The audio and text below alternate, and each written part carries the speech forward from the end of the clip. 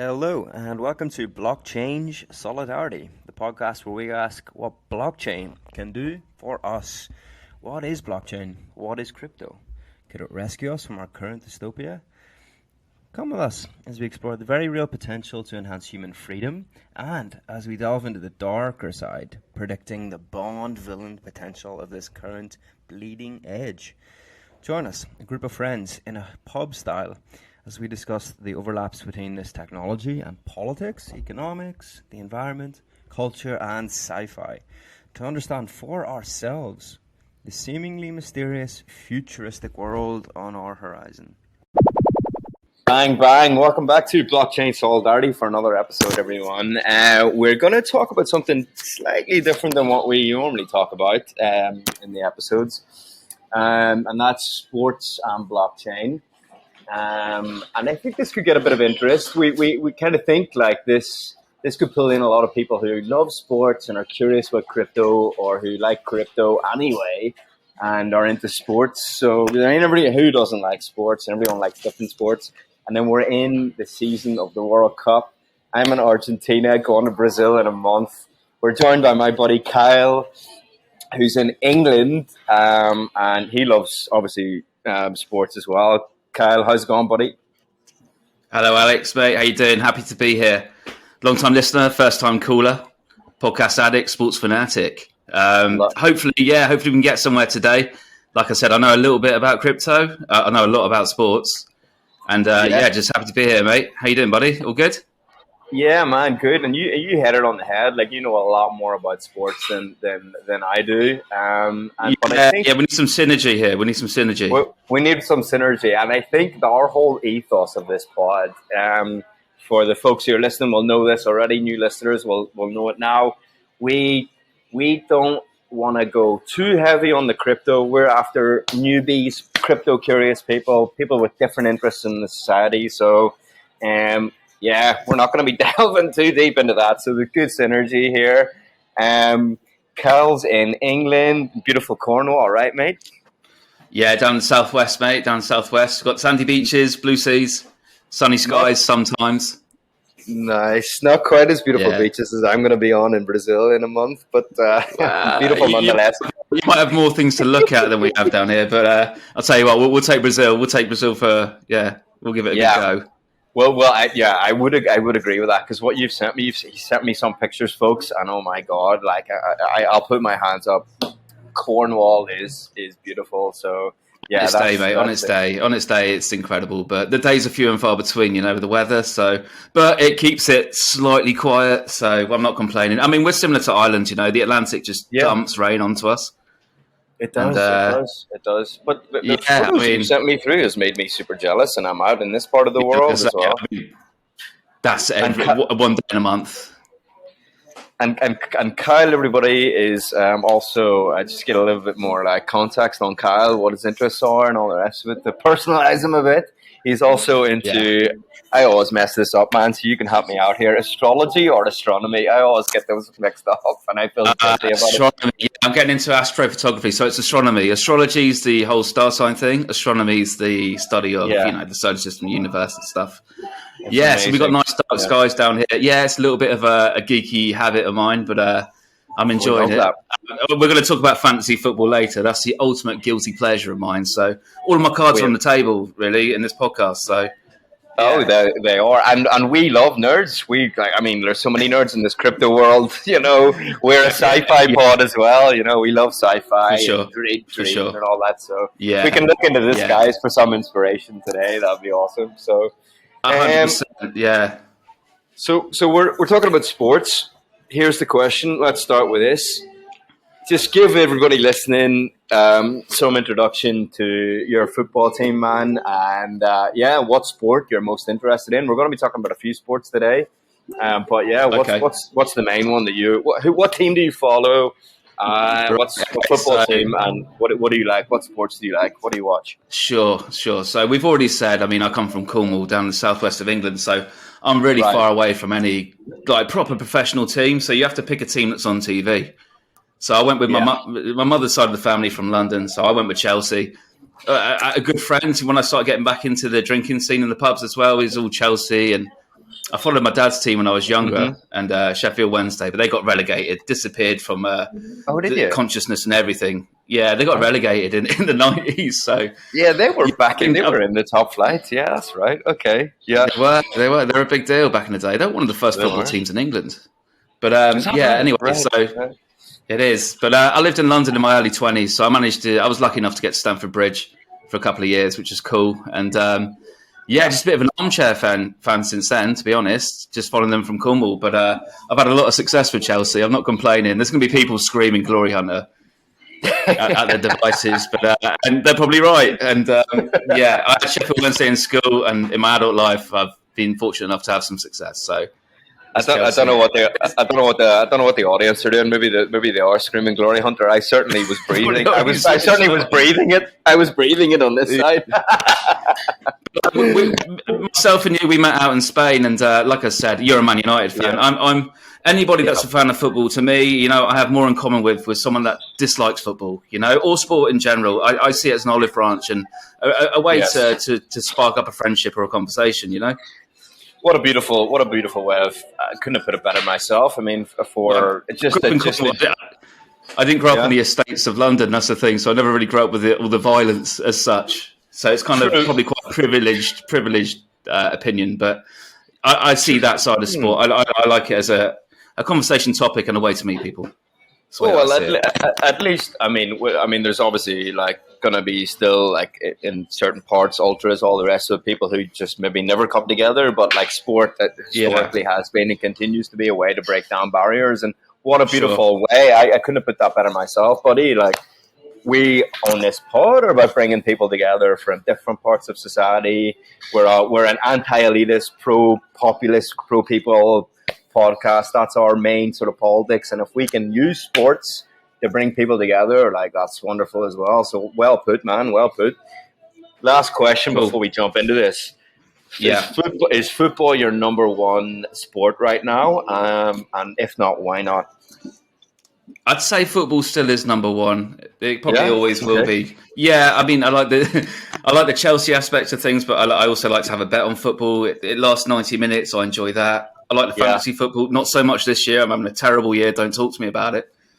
But since the lockdown and the COVID thing, I think I've really got into UFC, and that's probably through podcasts. And Joe Rogan has a nice little olive branch into it. But I think they came out of lockdown really well. They They obviously they continued their events. They created Fight Island in Dubai, and obviously they could run stuff in Texas, Florida, all the open states. They had the crowds, and I think they were really ahead of the curve with what they did. And I've got into it as a result of that a lot more than I was once before. And I think a lot of people have. That was so smart that they did that route from a business perspective. Whether it could have gone either way, but it's worked out well for him. It's worked out really well for Dana White and the UFC. Yeah, and everyone was stuck in their homes during COVID and needed entertainment. So from a business perspective, yeah. And the thing is, UFC it came across really well without a crowd because you could feel the impact of the blows and stuff. And whereas football just sounded like it was being played in a haunted swimming pool. It was just literally the coaches shouting. Yeah, it just did not do too well across the TV. Yeah, because saw empty stadium. It was really depressing. And yeah, I don't know. UFC for some reason, I think it's because it's kind of the crowd's dark, and it just worked. It just worked. So I'm football and UFC at the minute. I'd say they're my two vices.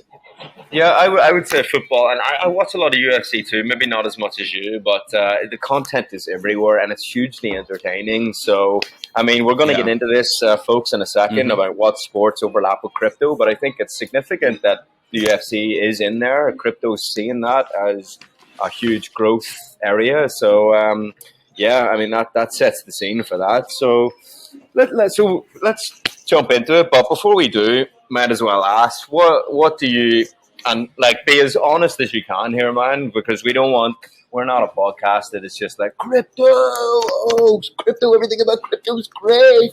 Since day one, we've said skeptical where it's needed, positive where it's needed. So what's your, when people say crypto to you, brutally honest, what's your view on it?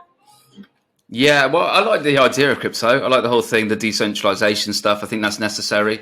I like the freedom that it can give, you know, because I think, well, we're going to probably compare UFC to football, and I think that the athletes have a lot more freedom through their sponsors and the way that they're run.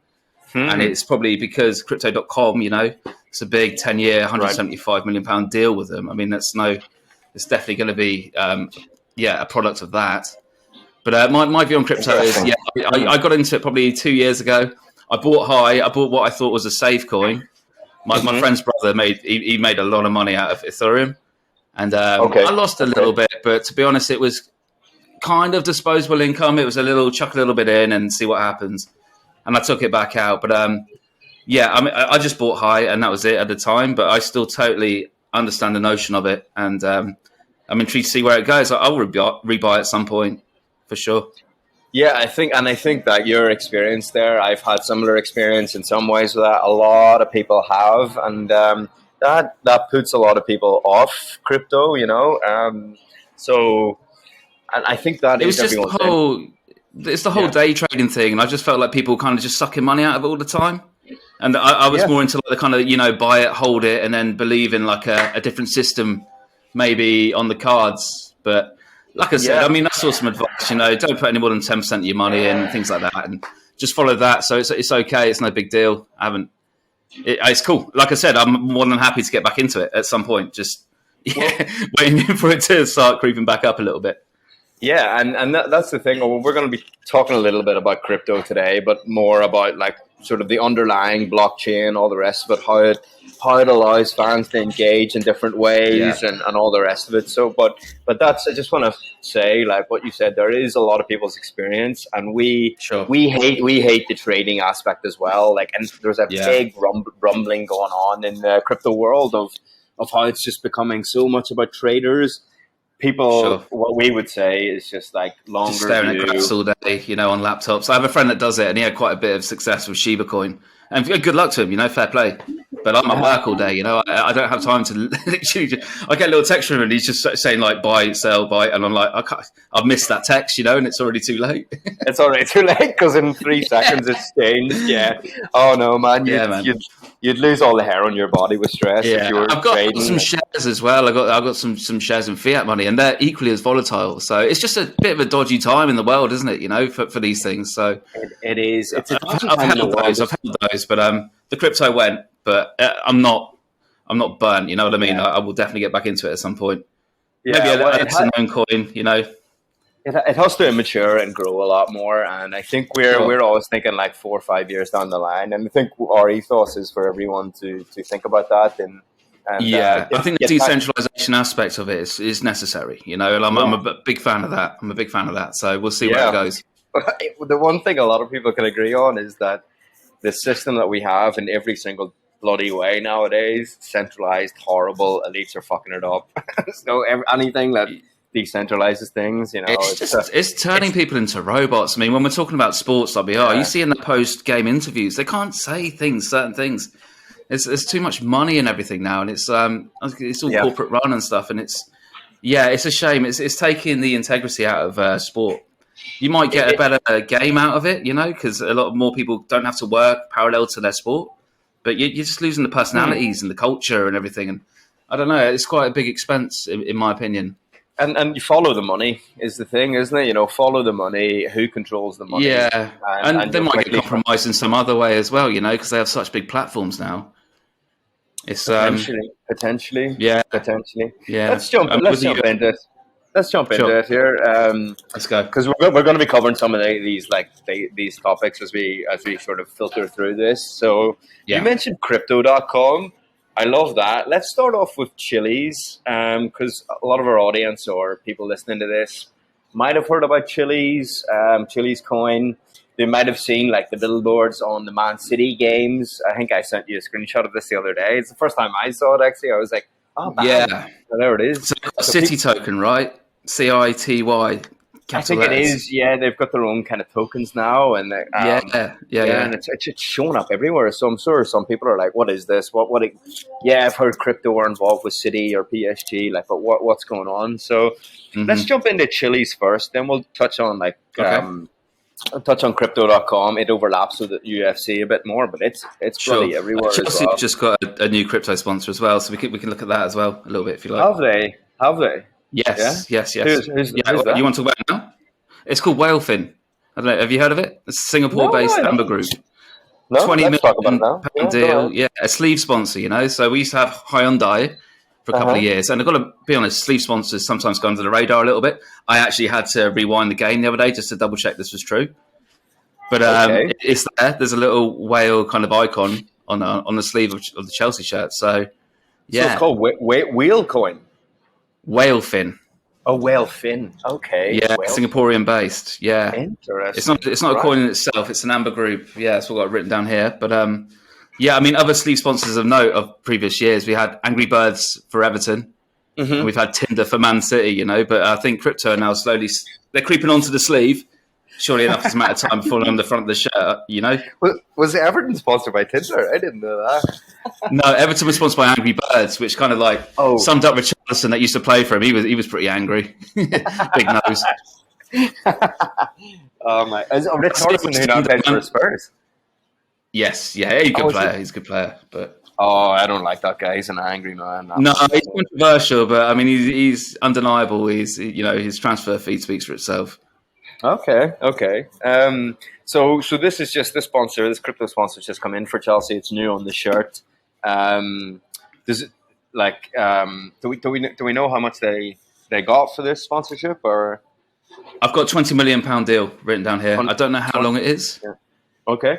I'm guessing. Yeah. I mean, it's not massive money in football, is it? But no. And I'm just trying to think. It's definitely going to be a couple of years, I'd expect. Probably a couple of years. I mean, but who knows what else? I mean, we're about to get into all the different ways that clubs are engaging with crypto. So, you know, the £20 million or whatever it is upfront fee just to get them on the shirt. There might be there's probably lots of engagement behind the scenes with generating cash for the sport, for the club, and all the rest of it, which we're going to demonstrate in a second. But they're probably paying them in Dogecoin. Could be, yeah. You never know. You ever Shiba Inu or something like that? Some of these coins. You imagine Aubameyang just looking at his wage packet and just seeing Shiba Inu on it, just like, what the hell? Yeah, exactly. Walking about with this, just Shiba Inu and another coin. Tattoo or something.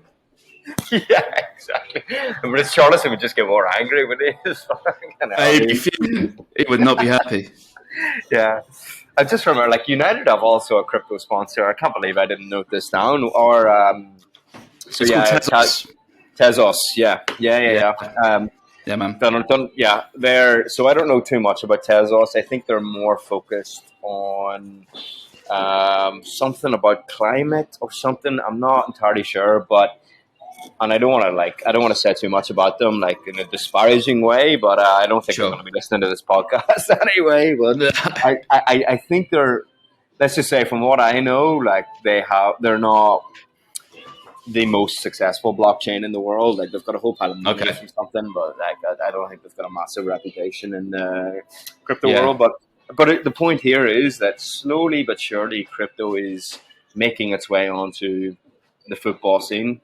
In the form the shirts in many different ways. Let's jump into Chiliz, right? We were saying there are people are seeing socios.com on the billboards. People are maybe familiar with Chiliz, maybe not, but Chiliz basically, and I'll just go through a few bullet points here for folks listening, just give a sort of broad outline of what this is. And we'll post the article that this is taken from in the show notes, folks. So it says, crypto startup Chiliz has defined the fan token market. Token is a bit like a coin, crypto coin, with its Socios platform. So Socios is the company that basically created Chiliz. Chiliz is the token. And we'll go into that in a second. Signing soccer giants like Barcelona, PSG, and Juventus. And then they've brought in the UFC now. They've also got Formula One teams and esports clubs. They've basically 130 partners in total. So this is big. Do you know what I mean? And if you need any more information on how big this is, the face of Socios, right? The face of Chiliz coin is Lionel Messi, right? Arguably, would you say maybe the most famous sports star in the world, like, or at least one of them. I would say that. What do you think, Carl? He's a big deal, of course, man. Of course, the Messiah. I want to say that the Chiliz. I love their early stuff, Under the Bridge and stuff. Where great music. yeah. Lionel Messi, Cristiano Ronaldo. I mean, you're not going wrong with Messi, are you? Come on. I mean, yeah. I've already seen the sort of like connection there between Lionel Messi, Lionel Messiah. Oh wow! I don't know if you deliberately put that together or you just made that up. Oh, is that okay? Right? Okay. No. It's not one of mine.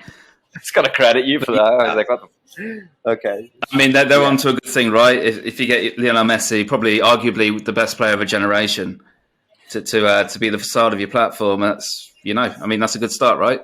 That is a good start, right? And like maybe of all time best footballer. People are having that discussion in Argentina at the minute. Yeah, that's everywhere. But he's one of two. I mean, for a decade. For sure, him and Ronaldo for sure. So so they've absolutely got him. So folks, this is big time. Like, and it's only going to get bigger. God knows who else they're going to sign. But so let's go on to the next point. Here's my point. But the firm has larger ambitions beyond fan tokens. This is why Chiliz is developing a second generation blockchain to let other sports and entertainment brands. So it's branching into entertainment. Build all sorts of Web3 applications alongside socios, from NFTs to games to DeFi apps and more. So basically, put this in clear, simple terms for folks who maybe are crypto curious but don't know what the hell is an NFT, DeFi, Web3. Basically, right now, socios is the main platform. If clubs like City or Juventus want to engage with this company, this coin, they basically have to use the Chiliz coin and build with the sort of tech that Socios has, which is fine, but there's only so much you can do. And Socios wants to take that to the next level, and they want to create almost like a more base layer platform where these sports and entertainment organizations will come on, develop their own coin, develop their own technology on Socios' basic platform. And you're probably wondering, folks are probably wondering, like, big deal, like, what does that mean? Like, that sounds all technical and all this crap. Basically, it allows a lot more freedom for each club to do whatever they want. They can set the parameters of, like, what their token can do, the offers that they can, like, give their fans, the games that they can create. They can just personalize it to their club a lot more. Fans can then have more of an input because there's a closer connection with the club there. You don't have to depend on Socios so much. DeFi is decentralized finance. So the club, I was thinking about this, the club could offer fans all sorts of, like, I don't know, like discounts, loans. Like, if you turn up, if you're like a season ticket holder, they might offer you all sorts of, like, loans, like, whereas your credit score in the current system was the main thing. They might simply go, this guy's a dedicated fan, he's part of the club, we're gonna like give him some finance or whatever it is. Like, that's what DeFi is all about. It's thinking about new ways where you can, like, increase your material wealth and all the rest of it, but based in new ways. So that would all depend on the clubs, and this is what Socio is aiming for. Like, and once they start giving all sorts of sports and entertainment organizations this kind of freedom to do what they want, it's going to take off.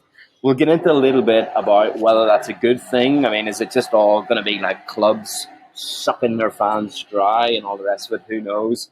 It'll all depend on how much power fans have, but we'll get into that in a second. Let's go through these last few bullet points. Fan tokens offer a way for sports teams to connect with supporters, as they can provide benefits to holders such as fan votes on team decisions, exclusive events, and giveaways, and more. Right? That's pretty awesome. That's essentially at the basis of all this. People are asking, like, what is a fan token? It's basically a way for the club and the fans to engage in a different way. And we're going to get into it. There's already examples of this where fans have decided the team sheet of their favorite sport team. Is this the team in Cyprus by any chance? That's the team in Cyprus, yeah, where they chose the team sheet. That's nuts. It's already happening. So that's so awesome. It's not called the Champions League, but... Well, you got to start from somewhere, I guess. Right? Brave of them to do that, though, But we'll get into whether. Yeah, it is, but I think the marketing strategy is probably, it speaks for itself. We're talking about Apollo and FC. They would never get a mention otherwise. Right, okay. Were you aware of them at all before I sent you that link? Absolutely not. No, I'd actually heard about this, but I can't remember the team name. So I remember it happening. Yeah. Right. Well, I've got the result written down here. You got the result? What was the result? I didn't look into that, actually. I'd hoped they'd won. I'm praying that they won. 6-0. They won 6-0. So there's, yeah. Oh, yes. Oh, no, I did read that because I know it was successful. Oh, it's the Cypriot First Division. Hey, hold on. United, did we not play a Cypriot team 2 days Probably ago? lost. Yeah. No, we won 3-2, but we played Dung and they almost beat us. Okay, I remember the scoreline 2-3, right? Away. It was Ammonia. They're a Cypriot team. I'm pretty sure it's a Cypriot team. Yeah. Okay. Yeah. And do you know who manages them? Just out of interest, we're going a bit off track here, but do you know who manages them? No idea. Neil Lennon, former Celtic manager. I read that. Yeah. So that's nuts. So maybe these Cypriot teams are on the up and up. Oh, for sure. The only way is up. I mean, come on. Yeah, exactly. Yeah. To the moon because you're on the floor. Yeah. Okay, so just to give folks an idea of like how big this fan token ecosystem is, like a few more facts. The broader fan token ecosystem generates billions of dollars worth of monthly trading volume, according to data from CryptoSlam, with over $3.3 billion in fan token trading over the past 30 days. So basically, what that is kind of saying, or even though we've already said we're not big on the fan trade, we're not big on the trading of crypto, blah blah blah blah blah. That basically just means that fans are engaging with this. They are engaging with this, and I think there's another example where maybe what was it? Yeah, I think Juventus or one of the big clubs when they first released their fan token, in 30 minutes they'd made 6 million. So fans are seeing the potential of this. It's clearly working, and we'll get into why that's a good thing. Fan engagement is a good thing. Fan ownership. More fans in my opinion, can only be a good thing for the club. But we'll get into that in a second. That was AC Milan. That generated 6 million in the first 30 minutes. Yeah. Was it? Right, okay. Yeah. I didn't mention it before. Another huge club, right? So you have two massive Italian clubs there. I think they're giants. They're giants, right? They're number 1 and 2 in Serie A right now, is it? You've got Juventus, Roma, because obviously the Mourinho factor at Roma, but yeah, they're definitely top 4. Inter are up there as well. I forgot about it. History-wise, AC Milan are amazing. The Giants of Europe. Yeah, like Liverpool, Man United of England, really. Yeah.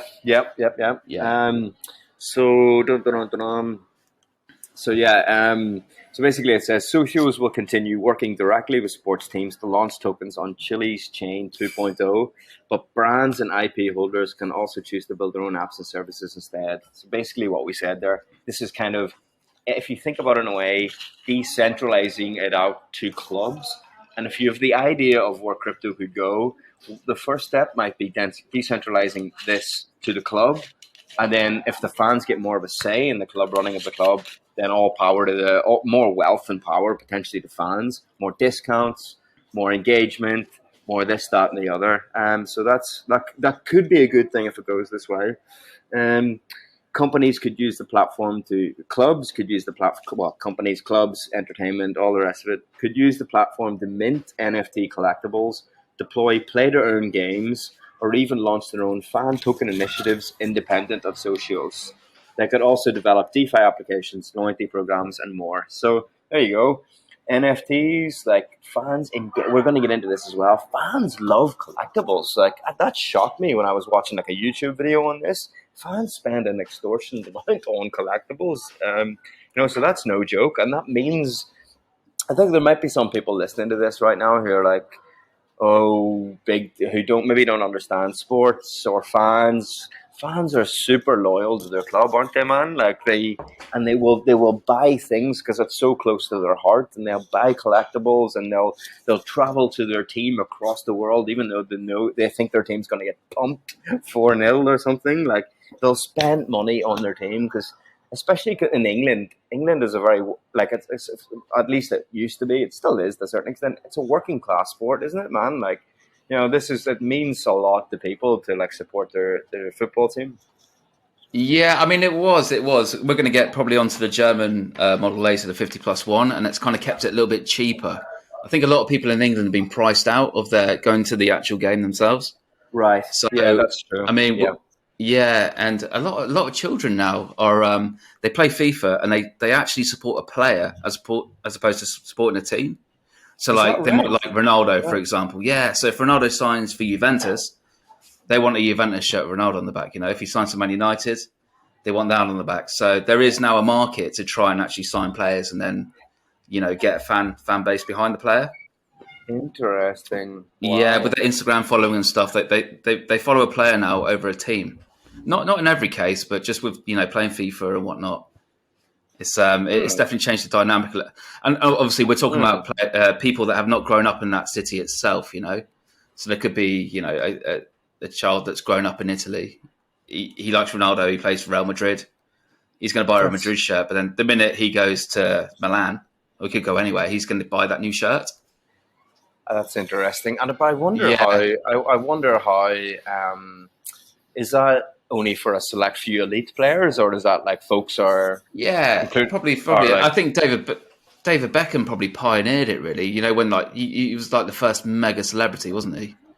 Really, he was always in the newspapers and stuff, and people followed him around. Don't get me wrong, there was great players before him, but it's just when really like the journalism and stuff and everything really took over. So the dynamic is changing. It is changing a lot, and that's why I think these things exist. They want to get as many players as possible. As many fans and whatnot, and not necessarily people aren't just married to one team anymore. Especially the younger generation. That's really interesting. Wow. Okay. Well, that's going to be interesting how this plays out in the crypto world. Then I wonder what they're thinking. Clubs might have to think about then what's in their like long term sustainability, because if they start losing like fans who are only dedicated to one player, then that's not good for the long term sustainability of the club. So that might be an incentive for clubs. They're like, and that's it. And that's what I see with the whole fan token thing. It's about international fans getting more involved in the club, right? Yeah, the minute that player that they like leaves the club, then they're probably going to try and maybe sell their coins and buy other coins, or I'm not too sure. But it's very good, at the same time, for that player, that fans have the influence. Well, you'd think that you would hope that the club would see that their interest is like getting the fans to get more engaged, more passionate about the club, less focused on individual players, because players can move, and then build their fan token, build their crypto engagement around loyalty and passion and interest and all the rest of it for the club. And then, it's going to maybe be a fight to like, maybe clubs need to go more on the fan side to bring them back into the club if there's already a trend away from the club to the person or to the player. So maybe even more incentive for clubs to like double down on that. There is something in I wondered, we'll bring it out now. What really struck me was like, so for the coin, or for the token, I should say, it'll be all up to the clubs individually, like how they want to run the token, all the rest of it. But generally, like there's a theory, or at least I think it's happening actually at this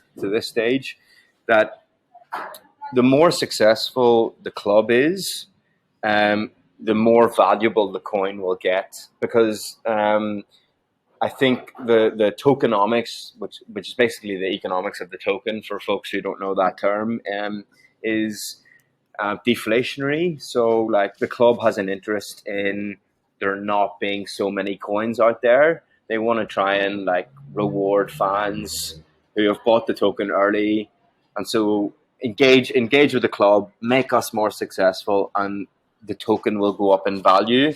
And so we'll burn, it's called a burn mechanism. We'll burn a lot of the coins. They could burn coins once a year, right? They burn coins once a year. They could do it once every month. It just depends on how many they want to burn. But I think that engages So basically, it's tight. If you have Man City tokens, you want them to go up in value. They'll go up in value when the club burns them, and if the club it's just the opposite of printing money, right? Exactly. Yeah. So that you'd think then the model would be like the club are thinking, how do we reward the fans through the token going up? We'll only do it if we're more successful. So they'll incentivize more people to join the club, bring more money in, buy more tokens. The club has more money to spend on players, and there's like a circular sort of internal market where fans and the club are together in the economy of the club almost. Do you know what I mean? And everyone benefits. It's not just the club that the token goes up and some board members or key billionaire investors are reaping the profits from the token. The token goes up in value. If you hold the token, that's good for you as well. So, I mean, imagine every club had that burn mechanism, had that circular economy. It'd be so much more competitive. There'd be so much more money going in. There'd be less passive fans. You know what I mean? We could see like sports getting a hell of a lot more interesting and competitive and all that. So, because right now, like, what do you think? Like right now, like, let's get into it now. I mean, like right now, at least talking for football in England, like it's just its own. And we had this debate before, or a little bit of this debate. Like billionaires are owning it. Saudi Arabia is owning clubs now. State governments owning clubs. What would you say? Like, what do you think? Like, has it been successful for clubs who are owned by billionaires and governments? Okay, yeah, well, sure. As a Chelsea fan, I mean, we had a lot of success with Abramovich's money. I mean, but he's a Russian oligarch, and what happened, recently has happened, and it just shows the volatility of having an owner like that. It can just be taken away from you. Right. I'd say it was a massive success, but he never really took on the club to make a profit. So how many people are like that out there, and how many of them have good intentions, bad intentions? How many people are sport washing? You mentioned Saudi Arabia and stuff. They're trying to maybe, present a better image of Saudi Arabia. I don't know what people's opinions are on Saudi Arabia, but by Manchester City, they're certainly, they're presenting a different image of the country, I'd say, in a lot of young English people's minds. Be it a good or a bad thing, I'm not too sure. I mean, Manchester City, I mean, the fans are loving it. They've had a great time, but they're putting money into the local community and stuff. So, I mean, who am I to judge, really? I think sport's a meritocracy, and the more money you get, the better players you have. But where does that money come from? I mean, and you can get philosophical about it. And I don't know. I think by and large, the teams that have had this money come in have had large success, and will probably say it's not a bad thing. Well, my issue is less on where the money comes from, because I don't get all queasy and moralistic like I know some people out there do about it. Because it just I mean, if you want to get queasy about where money comes from, like where do we stop? Where do we start? Where do we start and where do we stop? Like, I mean, and you're a hypocrite if you start somewhere and not somewhere else. So absolutely, 100%. My question to you, my feeling on this is more about like the long-term sustainability of the club, and like for the Chelsea thing, like Abramovich comes in, doesn't want to run it for profit. Like, is philanthropy like a way to run a club? Shouldn't you be maybe thinking about running it as a business, as a market for profit? But then, because that leads to like competitive, capitalistic element there. But like the non-capitalistic or the post-capitalistic aspect, which we like to discuss in this pod, we believe in, is the fans are much bigger part of that, and they're getting more of a say this way, that way, and they're kind of getting benefits from the profits as well. It's more equally shared. So I would say that's more sustainable. And you mentioned Germany earlier with the 50+1 rule. Just to introduce that, do you want to introduce that to folks? Because you might know a little bit more about that than me. Yeah, can do. Yeah. So Germany have a 50+1 rule, which is basically brought in to stop the centralization of the sport. And so all the teams are owned by the kind of the local community, and it has actually given a better match day experience. I've been to I used to live in Germany for a little bit, and I used to watch Stuttgart VfB. Stuttgart is kind of like central Germany, kind of maybe it's a little bit like Bavarian down that way, Swabian. They'd kill me if they had it called Bavarian. But yeah, it was a real good match day experience, to be honest. We got free tickets, but the ticket prices, as far as I'm aware, are like 50% maybe of England, maybe even less. Okay. Like, even to go watch Bayern Munich, you're paying like £20. Yeah, but it has created problems. I think the owner of Bayern Munich is trying to abolish it because he's worrying about falling behind Barcelona, Manchester City, Chelsea, etc. So it does come with its problems, but for some reason Bayern Munich have a knack of signing players very cheaply, and I think they can offer them a nice, Munich's a beautiful place to live, but not only that, it's like they're probably guaranteed a league title. Let's be honest, and they're going to go final Champions League, so it's kind of like a nice place for a player to go. So I've noticed a lot of players kind of run their contracts down and they'll go to Bayern Munich for cheap.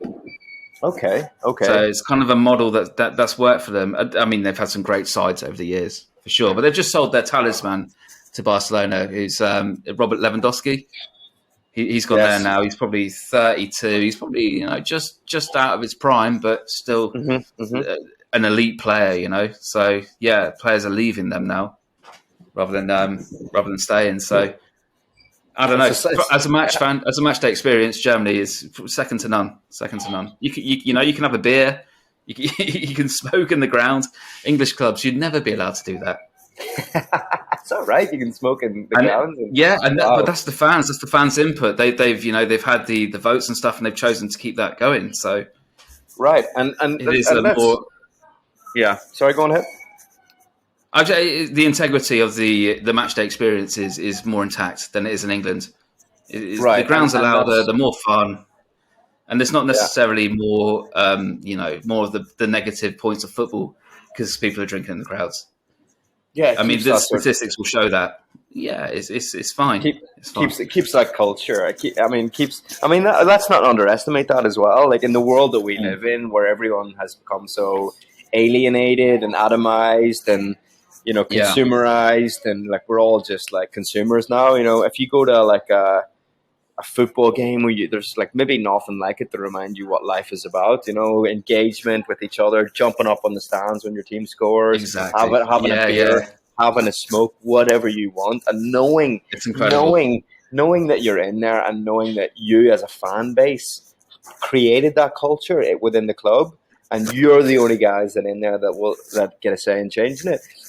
Extrapolate that just to get political for a second, just to get the emphasis across here on why fan ownership could or couldn't be a good thing. Hey everyone, it's Alex. Just taking a second away from the chat to say thank you again for joining us on this journey. If you like what we're doing, please consider supporting us on our Patreon. We've put the link in the description. Times are very tough out there, so you can also help us in other ways, such as sharing or liking our content on social media, rating our podcast on iTunes, or just spreading the word about our project to your friends and networks. We've put all of these links in the description. Help us build the people system with blockchain. Now, let's get back to the chat. Depending on like the sort of angles we're coming at this from, but it depends where the fans are from, Alex. That's the thing. If it's the global market and people are making decisions from tens of thousands of miles away, I don't think the locals will be too happy with that. Okay, if it's big decisions, you know what I mean. But if it's little things like, and it does, it brings more money into the club and it makes for a better starting 11, for example, I'm sure they won't mind. But if you're deciding like what colour boots certain players wear or something, we're talking about like elite athletes, like in a meritocracy, just that little 1% change, if it's white or black boots could really knock their confidence, or, they might pick up a different colour with their peripheral vision. And I don't know, I'm quite hesitant about people selecting things like that with such finely tuned racehorses, Oh, so just so I understand what you're saying, like there are some things that fans, be it local fans or fans that are like from India but support Bayern Munich, like, because where I thought you were going with that, just to be clear, where I thought you were going with that, which is a really good point that my brain was ticking over about how to reply, was I could see how, like, just take the smoking thing. That's where I thought you were going with that. Like, No. If fans wanted to smoke, like local fans who go to Bayern Munich games, want to smoke, want to drink, but then if crypto allowed, like, and we're going to talk about this in a sec, like later on, but we're getting into it now, like DAOs, like that's the whole concept that wherein fans could run and could own a club and manage it together. Yeah. And like there's all sorts of different ways how to do that, but like it's an interesting point you made that if fans of Bayern Munich who never go to the games but own a part of the club, because they're in India, was voting on whether you could smoke in the stadium, that would piss off the people who are the Bayern Munich fans going there. Do you know what I mean? Yeah. I was more talking about like on the pitch decisions, not as much like team selection and stuff, but like, you know, like colour of boots or something, or type of celebration. But like I said, these players are very superstitious at times, you know, because they are, you know, unbelievable in their like physical sense, but also their mentality to get to where they are. You know, don't get me wrong, they're not the best people politically, but their intelligence on the football pitch is second to none at the elite level. So like a little change of thing, because I read a few articles, obviously, it's just like, you know, vote for what colour boots Messi wears, you know, just as an example of what a token could allow you to do. Yeah. And, but maybe it would work if like Messi said, okay, I like wearing, you know, one of three colours, and then you could select one of the three colours he likes, as opposed to like just making him wear pink boots or something ridiculous. And then he flops in the final. But you have to, I see what you're saying. What you would hope to think, like, you know, and this extrapolate this to like huge decisions at the club, like team sheets or transfers, like, you know, that's never going to happen in PSG, etc. You know, it's just. Well, let's get into that. Well, let's move on to that in a second. But just to make this point, like, I mean, I think like if the fans, let's say if we woke up tomorrow and fans were taking a lot of these little decisions that you were making, and the player didn't want to wear pink boots, but the fans were like, we want you to like wear pink boots. We have a token. We're able to vote. Screw what you think. I just think fans are more attuned to what their players need and want, and what's going to bring success on the field. So I just don't if there was a situation with a specific player that they want to wear this color of boots, I think fans would just go, right, that's something that we'll just allow. Could it be open to like sabotage as well? It's another thought of mine. Do you remember when that naval ship in America, they were like trying to vote on a name for it, and it got called Boaty McBoatface? Because naturally, that's what you do. You know, you just troll things. I wouldn't call that troll nor sabotage. I'd call that genius. But I know it's brilliant. It's brilliant. Basically, you know, vote for man of the match. People will vote for someone that got a red card. You know, just for a laugh. Just, all right, I'll log on. Glad you asked that, because like that is, I mean, we see, and let me just answer that question specifically. And who's buying the coins? Yeah, that's the thing. Let me answer that. I know the answer because that happens in all of the DAO crypto blockchain space is trying to answer that question of how do we build a community, whether it be a community in your local city to run this, run that, do this, do that, sports clubs do this, do that. How do we bring more community in and have them run things in the best interests of what they want, but avoid people who can come in, disrupt it, who have the counter interests of the genuine community, right? That's a huge question for decentralization, right? And that would be very difficult to do in a non-blockchain world. It is, because it's really difficult to verify anyone. But in the crypto blockchain world, because it's all like blockchain it's all open, like it's all there on the chain. They do things like you need to have shown that you own the coin. So and there's multiple ways. Don't like give me a chance to get all these out, because you could be like, well, like loads of people could own a coin and still disrupt it. You can own the coin, and you need to prove that you're a human, or you need to prove that you have engaged with the club for 3 months, or the community knows who you are and is able to vouch for you. There's many, and this is all like verifiable on chain and within the community and all the rest of it. So it's in that sense, it's been quite difficult for people who have the worst interests or just want to troll or disrupt to easily come in just with money or whatever else and have an impact and a negative impact.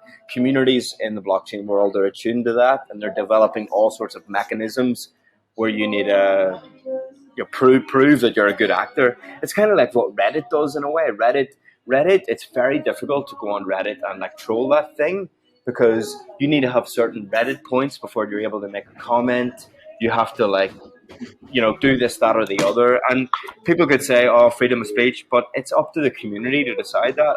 If Chelsea fans want to like build a mechanism where like United fans can come in and pick the team sheet for their club, then let them build that. You know what I mean? So each to their own. They'll have all sorts of different mechanisms for that. So yeah, that would be like. But let me ask you this, like, because I think this is the way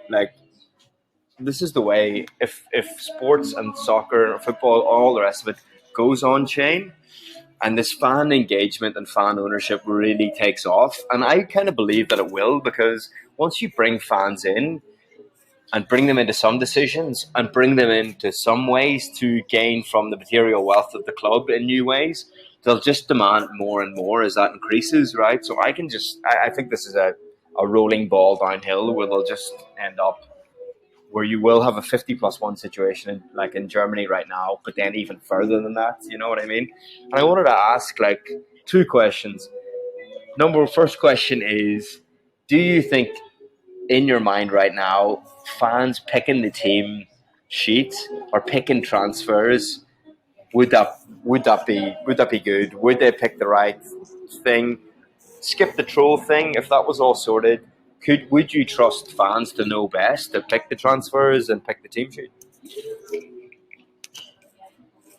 Are you okay? I thought you said two questions, but yeah, no. To answer that one, no, absolutely not. I mean, there's so much money in this. Like, no, well, I don't know who we talk about. We talk about Newport or Newcastle. Are we talking about like a lower tier team, or are we talking about like a Premiership or La Liga team? Anyone, and your answer will be different depending. So that's fine. Let's get into it. Yeah. So in the top bracket of sport, there's just no chance whatsoever. I mean, there's so much. Think about all the money that goes into betting companies, and gambling. If they're getting compromised by people, third party making team selections, that it's just the whole thing's going to collapse. I just can never see that happening. But if you're talking about like a fifth division team, why not? If they got like a little friendly or something, or they got a cup game, they're saying, all right, if you guys that bought the cup tokens, you pick the team. I could see that happening. Why not? But at the top level, just absolutely.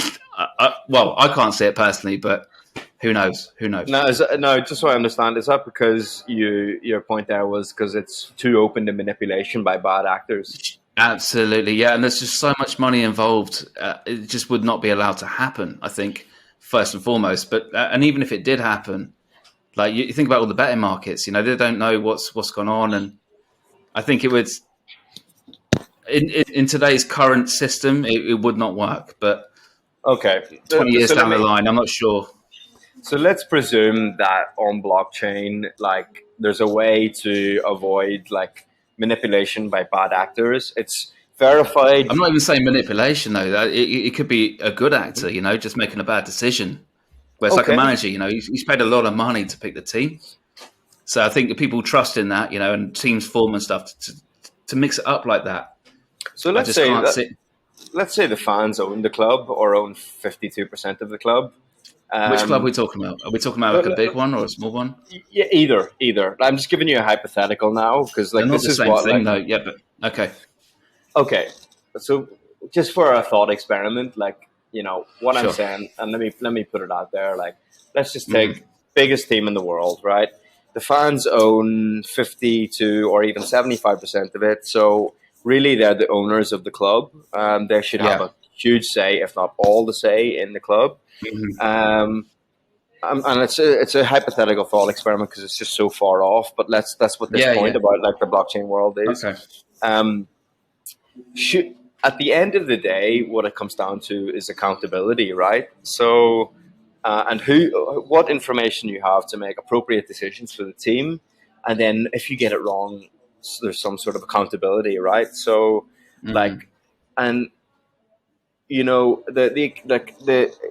think if the fans were the owners of the club, they have pretty much all the information that they need about the players, about the business interests of the club, their own interests, their own success of the club, that they know to take a good decision. I mean, there appears to my brain no difference between like a board of 12 people who have all the information and go through like the decision making processes to get an end result of this player or that player, versus what 5,000 with who have the same information, the same interests of the club, and who are dedicated to making the right decision. Presuming all those things are in place, I don't see really how that much of a different decision could be made, you know?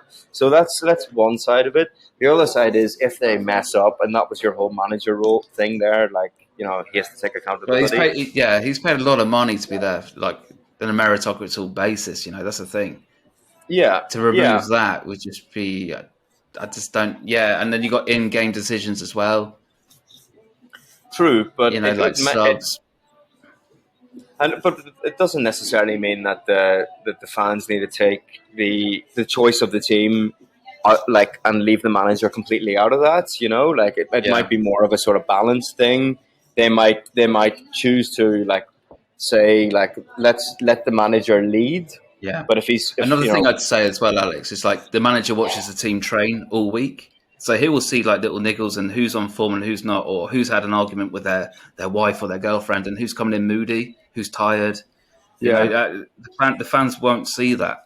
And maybe at a lower level, it doesn't really matter too much. But at the top bracket, it's like I can't see that happening. But I can see other things happening for sure, like kit choice or something, or you know, or music before the game, things like this. Absolutely. Yeah. Yeah, and it might be like I see it going a hell of a lot further than you. I'm just wondering how, if it was to go as far as possible, how it works. Mm-hmm. I think the kit choices and all that there is like, I think in 2 years that's going to be outdated. No, whether they pick the team, the fans pick the team, don't know. I mean, a lot of people are talking about how that could work. Yeah, but you know, Cardiff City, they had an owner called Vincent Tan. He came over, and Cardiff called the Bluebirds, so traditionally playing blue. And he came over and changed their kit to red. Still called the Bluebirds. And, really? They played in red for 2 seasons, until he left and went back to blue. Reverted back. God. Oh, my God. But yeah, certain things like, you know, it changes your whole culture, doesn't it? You know, it's just like you've always identified as blue. Like, that's a big thing in sport, isn't it? Blue or red. It's like kind of it is the blue pill or the red pill, right? Well, exactly, right? Like, I mean, what is he thinking? He could have picked the yellow, like some sort of happy nice future. Absolutely. But let's take it back from like team sheet. Maybe it's good enough that the fans would run the business end of the club and gain from the profits of it, right? Rather than just a billionaire there or a billionaire here. If they could do that, then that's surely a good start. Yeah. And like what I'm trying to say is, I'm probably repeating myself now, but at the higher level, I think you can't take those decisions out of the people that are paid to be their hands. Mm-hmm. However, there is certain things that are quite interesting, you know, like, you know, a choice of kit. If the team were to produce 5 kits, choose from one of these, whoever gets the highest votes. So it can't be sabotage, you know, so you can't go from blue to red, for example. But that could be quite fun for people to pick, you know, little things like that, for sure. That's an incentive. Yeah, for sure. And not only that, you're a part owner of the club. I mean, that's unbelievable. It's great. Give a little certificate, put it on your wall, watch the game. I love it. Yeah, I think maybe, or like people listening to this might be listening to this and like trying to figure it out in their heads whether we are moving to like a world where like one or two individuals or one individual at all levels of society need to make such big decisions. Yeah. And could you have a delegate from the fans, from the fans who like, or two or three coaches, a panel, like a council, a council or a panel that does go to training and reports, but they're still representing the fans. It's not like an employee manager. Yeah, it's like a 2 or 3. I don't know. There's all sorts of ways. I don't know how it's going to work. But could those guys be bought or compromised? I mean, it's one of those. You know, if it's people that are on minimum wage going into and making such big decisions, then all of a sudden they can come in. Well, they could be representatives of the fan base. So, like, they could the fan base could like employ them as their direct representatives, Sure. but like directly responsible to the fans, or the fan ownership of the club. I don't know. Who knows how this is going to pan out? Let's jump back to where we are actually now. Because I wanted to. Well, I suppose. Well, here's my second question, because I did have two questions. Like, you're into fantasy football. I don't know if you also play FIFA Manager, but that's like, I don't. But I've been around someone that plays it, so I understand what it entails. But no, I'm a big fantasy football player. Yeah. Okay, and but part of that like thing is like fans. The FIFA Manager, for example, is you running the whole football club, isn't it? So like, and that's a hugely popular game, you know. So, I mean, I think there's a lot of people out. I think there's a lot of people within out there a certain rule set. Within a certain rule set, okay. Yeah, fantasy it has its restrictions and it's luck. It's like poker, really. You know, you're playing football with cards, playing cards, really, with stats and points. Right, and FIFA Manager though is like the whole you sitting in your house. Yeah, it got monetized. That's the thing. So people with a lot of money could just buy the best players. So it kind of like really took the competitive. It's not meritocracy basically. You can just buy the best players and do well. Whereas fantasy football, it's like everybody starts from the same playing field, and that's it. You have to really just increase your team value, get as many points as you can. You can't buy your way into it. Okay, so that's not good at all. I mean, that's an allegory for the goddamn world that we live in, isn't it? My God, exactly. I mean, but I think like the popularity of FIFA Manager like could dispel because I think like, I mean, there's a huge debate right now, right? In like, there's a lot of people in the football world, especially in like my club, United. I hear it all the time on YouTube and fan channels. Like, get the Glazers out. The Glazers own Manchester United, for folks listening. Let's get the fan ownership, all the rest of it. And a lot of criticism of that is fans wouldn't know how we've discussed this just a minute ago. They wouldn't know how to do it. They wouldn't be interested in it. Not. But could you point to FIFA Manager as, look, there's a lot of fans who love that game and love running a club virtually front to back? Yeah, I can't personally say it. Because just how much money is in football in itself speaks for itself. There's only to run a team at the top level. It's a meritocracy, like we say, and it's X amount of people get to the top level, and how to handle those people and all the media pressures and everything. It's very different from sitting in your room and just playing on the PlayStation. Although there is transferable skills there. It's just there's a gulf between them. Gulf between two things. But there wouldn't be not be a meritocracy if like fans ran a club, because they'd amongst themselves sort of pick out who amongst them is good at this, good at that, good at this, good at that. Like, it becomes its own internal thing, and then different. Yeah, you do this, you do that, this kind of thing. But I don't know. Well, the UFC used to have you pick the fan bonus system. So in UFC, the first fight of the night would get 30K paid in crypto. The second would get 20K, and the third 10K. Just a bonus. So like first, second, and third best fights of the night would get voted by people. Yeah, pay for the pay-per-view, on the controllers or whatever. Oh, and then fighters got rewards, So that's kind of like, I could see that working for sure. Little things like that, 100%. Okay, but that's not really having an effect on team selection, things like that. Because that is, I don't know. Someone in Salford, a Man United fan, might have a problem with someone in China selecting the team. And I could have picked anywhere, but like, you know what I mean. They might, but they might have less of a problem with like that fellow fan in a different part of the world who's got, maybe the longer term interests of the team than the Glazers who are just sucking money out and not profitable. I mean, they might find how much intelligence someone has, or so much integrity and and empathy and everything. You don't know if they're just basically like, I've got lots of money, I'm going to buy this coin and do this. Or there's someone that's like saved up for this coin and they absolutely love it. But you can't tell. Yeah, but you can though. That was my point a few moments ago. Like there is definitely ways on blockchain where like the community can say, I mean, already. I mean, it's this is already happening. Like your vote does not depend on how much tokens that you have. So there's. Sure. I mean, when one token, you're in. No, or one token, one vote, or one token. You have to be voting for 3 months on this before you can vote on that. There's just like a thousand different ways. Yeah, there's a thousand. Yeah, that's cool. I find it less problematic to think like, because it's already happening, how like democracy, because we're all about freedom and democracy here. Like that's what we want to see in the world more, isn't it? Like, absolutely. So like, yeah, it seemed the good thing about blockchain is there's so many different ways to secure against that, which is getting people really interested. They're like, holy shit, this is a different system that we could run here in any part of the world. Politics, economics, sports, the whole lot of it. But I think it comes back to that. Like if a fan in Salford had to choose, and he knew that fellow fan in China was like verifiable, had been in the community for a while, knows his shit, best interest, good intentions, good intentions, all that. I think, and like this podcast called Blockchain Solidarity, I think like fans would find a lot more solidarity and come together a bit more, and they'd probably kick the Glazers out if they knew it could work, if they knew they could trust each other, and that's blockchain's trustless. So let's dive back into the UFC. There, you mentioned the UFC. Like, what is like what else does fan engagement like look like at the UFC?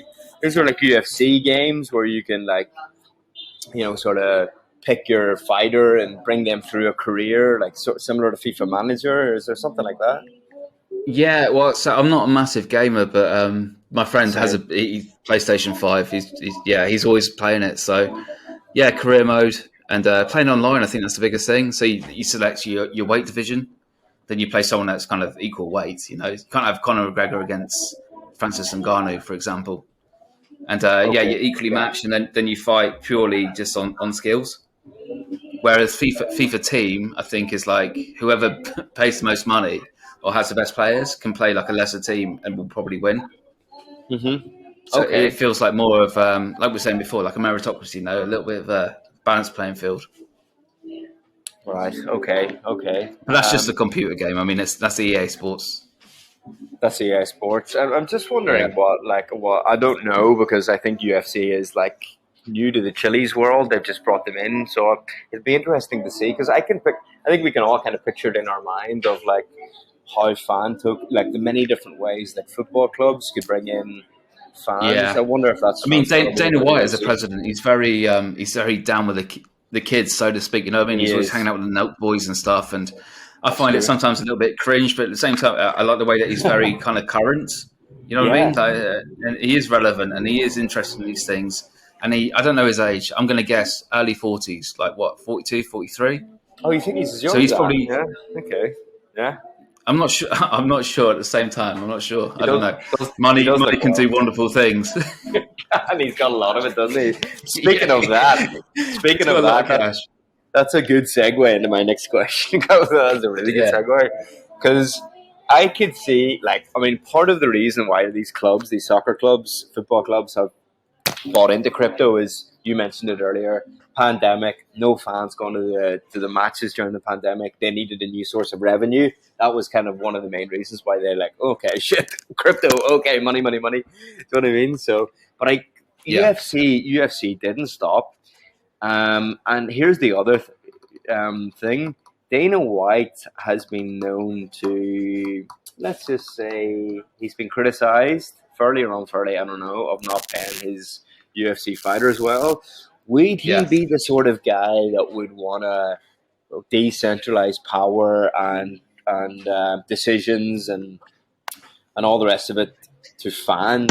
Is he the sort of guy that was really going to lead the UFC in that direction? I don't know. So I don't know what this will look like on the UFC end. I was thinking about that the other day. What do you think?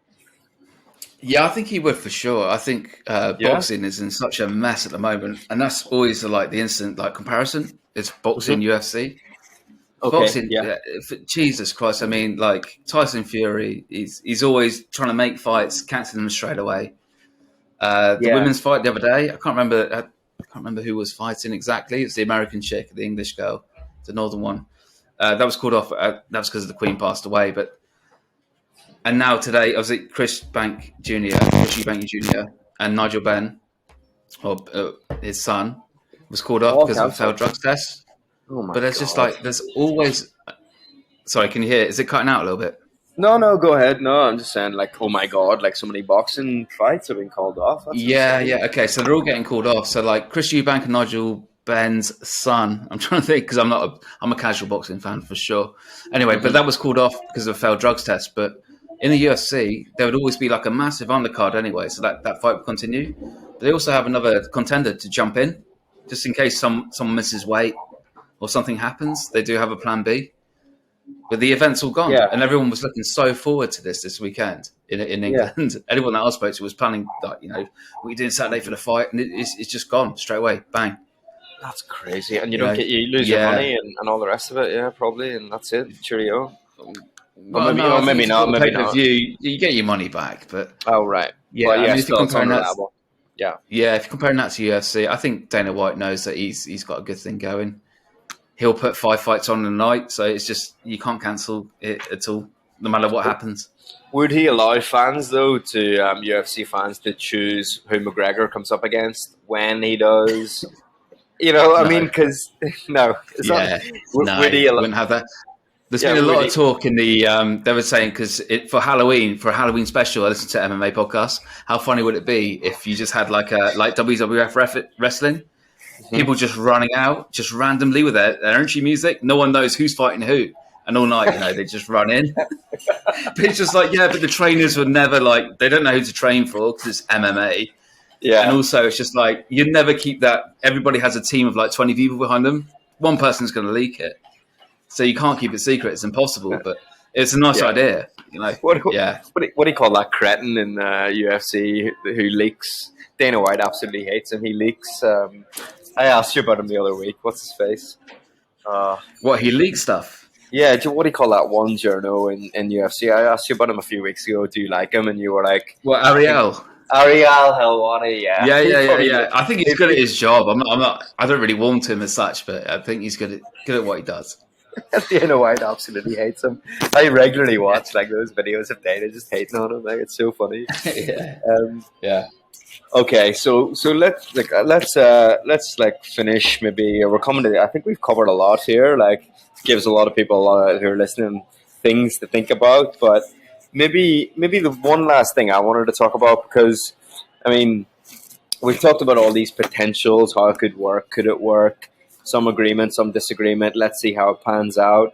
But right now, let's get back to what's happening right now and how Chiliz and all the rest of it is engaging with fans, and whether it's good for fans, where's that going to lead?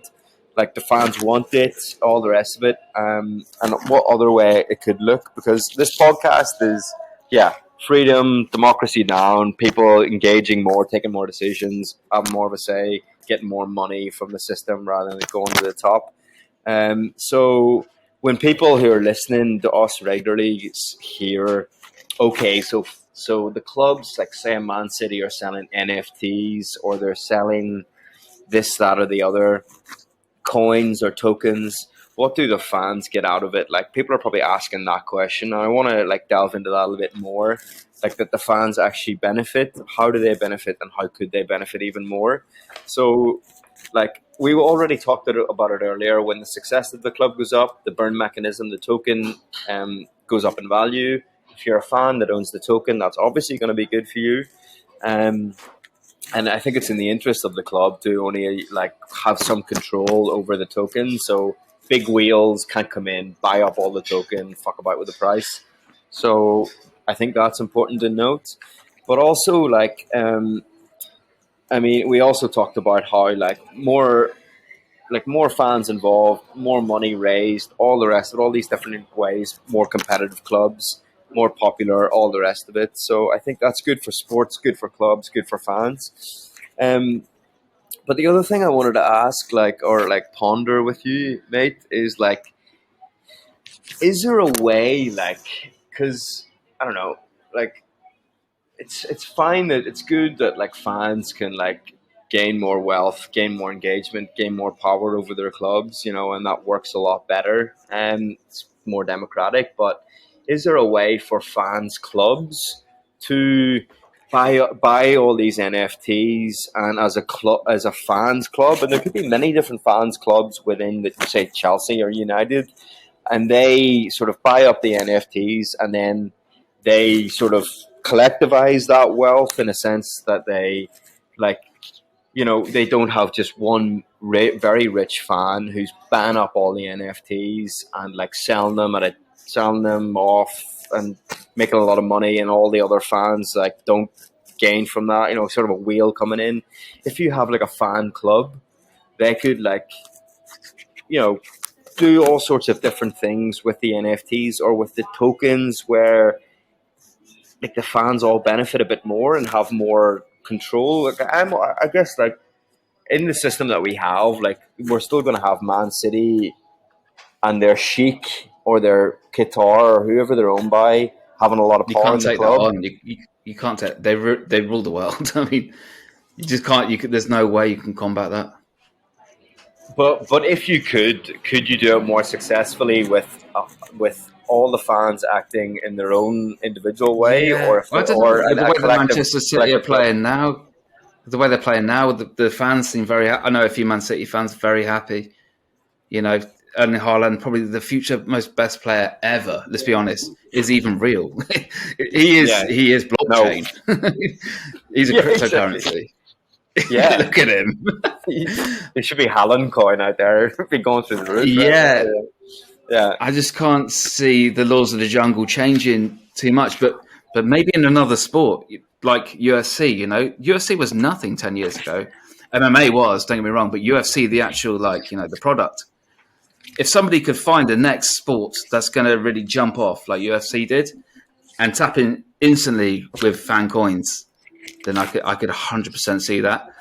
And maybe lower division football teams for sure. Yeah, I don't know. I'm just I see what you're saying. I'm just saying if fan or if clubs create this fan token, and like the ultras of United or of Chelsea like collectively own 30% of the fan token, that's a hell of a lot of power you have over the club. Do you know what I mean? So that the owners kind of have to take what you want into the equation a bit more. Like, you know, I'll give you a practical example of this, because people are probably wondering, like, come on, the owners of the club aren't going to be making stupid decisions. As a United fan, the Glazers were almost going to sign some shocking players over the summer. The fans made their voices heard very, very strongly, and we went and bought, you know, fantastic players out of it. So people here are listening going, what are you talking about, like fans versus owners? Sometimes the owners don't want to spend money for the long-term advancement of the club. They want short-term profits. City are a bit different, but United are a prime example of getting it wrong for 10 effing years, right? And there's many other sports that could happen the same way, you know? I just think, like, when it comes to fan ownership, fans are going to be there in 10 years. Billionaires aren't going to be there in 5 years for whatever reason, 3 years, and they will pull money out of the club and not put it in. So it's just an all-round better situation if you leverage the fans over the billionaire owners of the club in some way that changes the dynamic. So I'd throw that back to you and through the skepticism back. If 40%, if Sheikh Mansour started making shitty decisions and decided he was going to pull out in 3 years and just started like taking money out of the club again, the fans would want to fight back, right? So the world can change pretty quick. Wouldn't you rather that they had power against Sheikh Mansour just in case that was going to happen? Like, City are doing well. You're just describing Manchester United, though. Yeah, I am. Why are you using City as an example? But City are a bad example. Of course. City are a bad example. Of course. Barcelona. Barcelona. You've revolt. I think when it comes down to it, and I can't speak for them because I don't go to every game, but I think if you disrupt the match day experience, you really disrupt the club. It transfers on the TV as well. There's so many stakeholders in that. You know, if you have a quiet game on TV, everyone suffers. You know, like a 12:30 kickoff. Okay, that's for Asian, you know, for the community over in Asia. Great. But you'll have like a subdued crowd in England. And it does transfer through the TV. So I think if Sheikh Mansour started making bad decisions and people are booing, you know, then all of a sudden everybody will start listening, all the sponsors, everything. It doesn't take a lot. Oh, so you're saying So you're saying like the fans making themselves vocally heard at a match is enough? Yeah, A might absolutely. fight So back yeah, against clubs. yeah, Okay. and you know that speaks for itself. You know, protests outside grounds, and you know people booing or you know doing certain things on certain minutes. You can get the message across. So I just the, yeah. Go on. they put they put a stop to that pretty quick. Is what I'm saying. Just from what I've seen. Oh. So you're saying I thought for a moment there. Just to be clear, my understanding, I thought you were saying there that the vocal aspect, the protest aspect, actually does work against the bad decisions of executives at the club and owners of the club. Yeah, You're absolutely. saying you're saying it does that does work. Yeah, 100%. Yeah, 100%. Oh yeah, because it hasn't worked at United. We were coming at it from different experiences. They spend so much money, Alex. They spend so much money, but yeah, I don't know. I get you. Yeah, It's not transformed onto the pitch, but I think that's a different debate there because there will be some United fans, and there currently is. If you follow Man United YouTube channels, some fans will be saying, "Look, they've spent money. What more do you want them to do?" And the other side of the debate is they've sucked more money out. They haven't put it in out of their own pocket. It's the commercial revenue that the club have driven that they're taking out and that the club has benefited from. The Glazers aren't paying it out of their own pocket. And also, like the executives, the management of the club's been crap because they've just signed a whole pile of crappy players. And the success of the club has shown we've been crap for the last 10 years. So, and the fans have made themselves known. Like, there's been massive United protests in the past. So maybe, I don't know, that's a big debate. I tend to be more skeptical. I think the fans need to have real power. And when they do, that's more sustainable over time. And I think blockchain is like one way where that could happen in many different ways. sure. Yeah. So it's interesting. I think it's more of a sports issue, right? It's more of a sports one than a crypto. In terms of like just the Glazers, etc. Yeah, but I think what I'm saying is like this technology, this crypto technology, blockchain with how it is could enable fans to get together and seize control, so seize some power back through the coins or through DAOs, the platforms, what we discussed there, and collectively organize, because DAOs are essentially a way for fans to get together on a platform and take decisions collectively. I got some good bullet points written by DAOs. You know, first revolution, advanced sports. Yeah, first revolution, advanced sports analytics. Second, rise of fantasy sports. I know all about those. Okay. The third was Web 2 platforms allowing athletes direct control of media content. It's like Instagram, Facebook, social media content. And then Web 3 going into decentralization, blockchain, token-based economics. And you can see that coming, 100%. That's just natural progression, isn't it? It's evolution. Yeah, exactly. So clubs need to capitalize on that and get on it, because that's the way it's going. Yeah, 100%. yeah, exactly. And honestly, and I'm only making this kind of comparison. If we can leave on this point for everyone thinking about like how does this all happen? You've talked about the good, the bad of fans potentially doing this, that at this stage, at a later stage. People are maybe wondering like how exactly would they get together? How do you get 5,000, 50,000, 1 million fans across the world to coordinate? This is the thing that's happening in this blockchain world, in music, in this, that, and the other. You can bring people together on this technology in like a Discord chat, and everyone gets to say, you vote on this, that, and the other. Everyone has their say, and actions happen. A treasury is managed by people who have crypto wallets, who are nominated to manage the crypto wallets, everything. And you've seen it is happening in the world right now, that big organizations can be taken over, businesses can be run with loads of people coordinating on this technology. So that's, for everyone listening wondering how that's going to happen, it is being done. It could be done where hundreds of millions, hundreds of thousands of fans, whatever the number is, coordinate on a fan channel with this technology and run the club. And it would take some progress. It's going to take years to do it well and all the rest of it. But that's basically how it would be done, and how blockchain technology allows it. Whether it's a good thing, let's have that debate. Is it going to work? Let's have that debate. but that's how it would happen. Kyle and Steve are a lot more skeptical about this kind of thing than me. I'm a bit more like, I think it's going to go that way. You just said that it's going to go one way. For me, it's inevitable that fans are going to want more.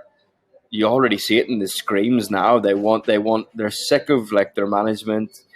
They want more of a say, and everyone's broke and wants more money. So, like, I mean, that's only going to go one way as well. So, for once, we maybe have a technology that allows it, and it's going to be interesting in the next few years how sports going to be transformed by this.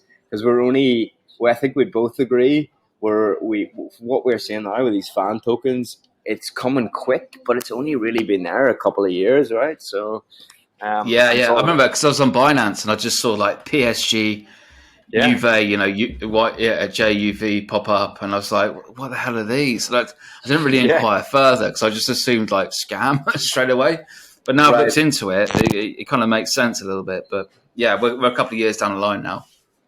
Yeah, we're coming out. So what's going to happen in a couple more years? It's so interesting. For sure. How many are you buying, Alex? And who you buying?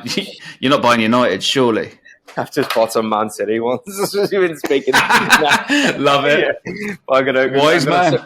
Search Google now for Haaland coin and buy the hell out of that. By the way, we're not giving financial advice, guys. Yeah, exactly. Not financial advice. Yeah. But if there ever was a dead cert, buy shares in Haaland. Yeah, exactly.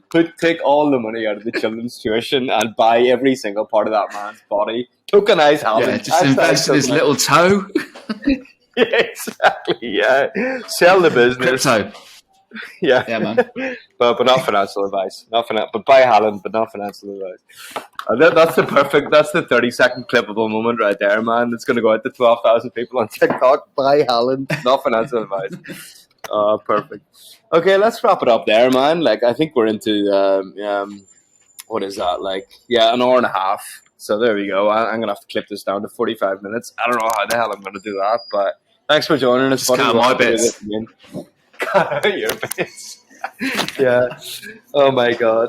God, it would surprise you how much work actually editing is. My God, I'm gonna have to go and lock myself in the basement and do this. It's the nastier element of podcasting. But yeah, cool. I brought something to the table, mate. Yeah, for sure. Really nice chat. It's easier than you think, man, isn't it? It's just like a call. This is Cal's first time podcasting. Everyone. Yeah. So. No, it's sweet. I've thought about it a lot though. I did, and I've written out some notes and stuff. But I've done that. I've done uni presentations and things, and. It can suck sometimes. If you're underprepared, you just get totally caught out. But it's a topic that's close to my heart, man. So it's kind of lucky, really. Exactly, and to be quite honest about it, like you can get away with like just not coming across as knowing too much on a podcast. I always think back like what Joe Rogan used to do. Says he used to do, and what he did used to do at the start of his podcast was like used to just talk to my mates about things I enjoyed. Yeah, I think that's some of the best information you can give. Best advice. So let's got a topic, haven't we? We got a topic, and you got a market, I guess. So yeah, exactly. Where Joe Rogan was just like broad spectrum. Broad spectrum. Well, I'm hoping talented guy as well. Well, I'm hoping this podcast can, like, any overlap crypto has with any part of the world, we can talk about it. So that's the hope. What are you doing tonight, man? Let's finish on final. Let's finish. Right. We're not still on there, right? Are we? We're not still on there. We are, yeah, but I can cut this out depending. But it's also I was going to say, I'm talking to you now personally. No, I'm good, man. Delphi's going to pop over in 20 minutes. Cool. Going to take telescope out. We've got clear skies here, so we're going to have a little look at the moon, and then I don't know, drink some wine and see what happens. Sounds beautiful. What a lovely night. How about yourself? I'm going. I think I might be getting some steak dinner and red wine, which is the staple diet here in Buenos Aires. So I think we'll get a few crew together and do that. It's actually funny that last thing we'll say for everyone listening is this restaurant that I'm going to, been twice already in the last 10 days. One steak dinner, 3 bottles of wine is like $8. Like, it's absolutely insanely cheap. And because this is a sport themed episode, this is the restaurant, folks, that Maradona used to eat at. But it's like totally down to earth. There's pictures all over the wall. Like, it's so cool. So yeah, what a nice way to end the podcast. Just on nice, man. Bon appetit, bro. Buon appetito. Buon provecho, as they say here. Yeah, bon provecho. Okay. All right, folks. Now, bon appetit in Europe, man. Bon appetit. Yeah, you're so cultured, man. It's universal. It's universal. Exactly. Everyone says it. Yeah, exactly. Nobody says bon provecho. All right. Thanks for joining, Carl. Thanks for listening, everyone. Yeah, cheers, guys. Thank you very much, time. man. Thank you. I've really enjoyed chatting. Nice talking, Alex. Catch you soon.